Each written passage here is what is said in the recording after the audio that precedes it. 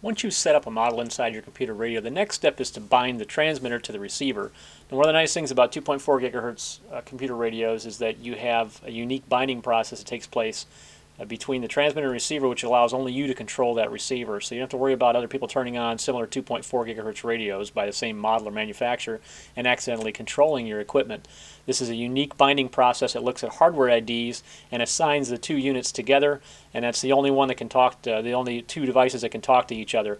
Now, once you do the binding into a model profile inside of your computer radio system, every time you choose that profile or choose that model, it's going to be looking for that unique receiver that you had already bound to that profile. So our first step now is to go ahead and step through the binding process. Now, this is referred to as either ID setup for Hitec, or binding or linking, depending on the manufacturer you're using. It's all the same process. A couple different steps for every manufacturer has a different way to do it, but it's all the same. It's all the same process that's taking place. You're uniquely identifying the receiver to the model profile. So if we look at our model profile that we're using, in our last clinic we set up a video test model or profile, and that's the one that's selected. Now, the first thing you're going to want to do whenever you bind or you do ID linking is to turn on your transmitter and make sure you have the correct model selected. We do have the video test model that we're going to use to set up this unique bind or this unique receiver. So we verified that. Let's go ahead and turn it off and then follow the instruction manuals. The first thing that it says for the Aurora is to turn on the transmitter and then press and hold the button on the module.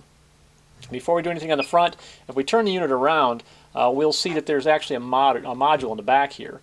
This is the 2.4 gig transmission module, or AFHSS module, that allows this radio to speak to the receivers. So on the back of this we do see a button. There's a button right there. So it's going to be kind of a tricky process. We need to actually hold down that button and then tell the unit to transmit. So what we're going to do is, I have a little plastic tweaker screwdriver, which a lot of times you can get this with auto equipment. I picked it up with some other radio system components, and it's handy to always have and keep around because it's plastic, so it doesn't tear up any plastic buttons you push.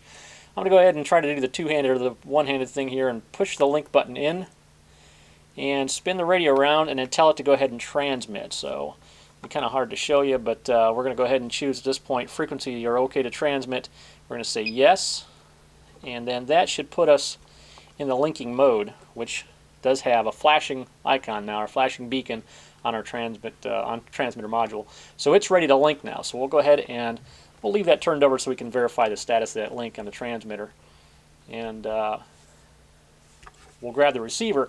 Now, when you do your binding on the receiver or the linking on the receiver, you're going to need to power up the unit. I like to do this on the bench, away from the equipment, so it's handy and convenient. It's always nice to keep one of your battery packs around, your transmitter battery pack, so you can power this up without having to plug into an ESC and everything else to be able to power it up to the BEC. So all you want to do is, now on the receiver unit, we want to press and hold the button on the receiver and then turn on the receiver. So we want to do the same exact thing. We'll use our little screwdriver.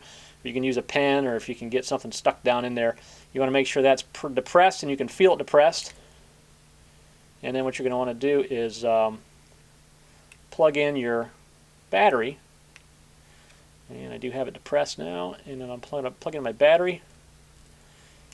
And at that point we see a blue light lit up, which if you notice on our transmitter now, it's blinking blue as well. So it says after receiver is powered up, the red LED glows solid and the blue LED flashes on the module. That's telling us that those two are actually linked together. So the next step is to turn off the receiver, which is just unplugging the battery, and then turning off the transmitter. And we've at this point bound our Aurora 9 to an Optimus 6 receiver, and that's all there is to it. Now those two unique IDs are bound together, and every time I select that model in my transmitter, I'll be looking for this receiver. Now if I go through later and we change the receivers out, all you do is repeat this process using your new receiver, making sure you have the right model memory selected, and you'll be able to change to a different receiver within that model profile.